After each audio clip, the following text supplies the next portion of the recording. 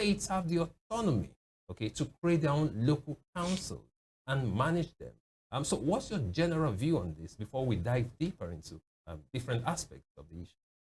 Well, thank you very much. I have always been of the opinion that states, in accordance with the Constitution, should handle their respective local governments. The Constitution is very clear on this thing. In fact, let me come from the position of saying that the local governments had never been a third tier of government.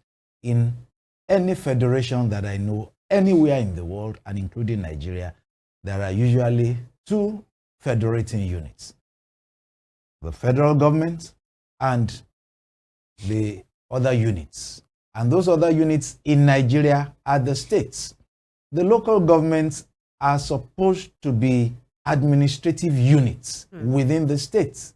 It is in Nigeria, because we talk of it and debate it and go along that direction, people begin to think, oh, really, it's a third tier of government. It's not. The local governments are supposed to be created, managed in every ramification by the states. The Constitution is clear when it's time. I'll bring all this out from the different sections of the Constitution. But of recent, we had that monumental aberration of the Supreme Court coming out with this local government autonomy pronouncement or judgment, which perhaps Theophilus may not be able to discuss because he's a lawyer, but I, not being a lawyer, will tell you that that thing is unconstitutional. He will want to be careful. He doesn't want to be misquoted in any way.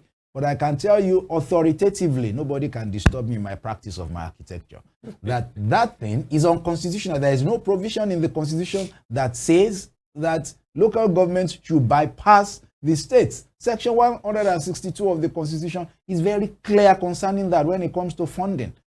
And even when it comes to legislations about the local governments, the states' houses of assembly are supposed to make most of the legislations. So what we should do is to better understand the spirit and investigate more diligently the letter of the Constitution and so abide. One thing is clear, that for me, I am I don't want to call myself an apostle because that will sound like I am praising myself. I am a student of that school of thought that Nigeria should be restructured such that we even have the other tier of government being regions, so that each region, like we had in the I always refer to three constitutions. The 1954 Oliver Littleton Constitution, because that was the first time that when over truth, the regions were created with powers of their own. The 1960 Independence Constitution was just a fine-tuning of the Oliver Littleton Constitution of 1954. And then the Republican Constitution gave more teeth, especially by the fact that we had now become a republic, doing away with the Privy Council. The lawyers will discuss all that, and having our own Supreme Court and doing everything on our own. And in all of this, the regions were very prominent. The regions were enabled to even have their own respective constitutions. In Western Nigeria, we had the constitution of the Western region of Nigeria. We had our own agent general, equivalent of an ambassador or a high commissioner in London. In fact, the Nigerian High Commission in London today was indeed the office of the Agent General of Western Region of Nigeria. We, as Western Region, had our own envoy to Saudi Arabia, and we started taking care of our own, our own pilgrims whenever they went there. Now, returning to the issue of the local governments, then the Western region was empowered to determine how many district or municipal councils it wanted to have.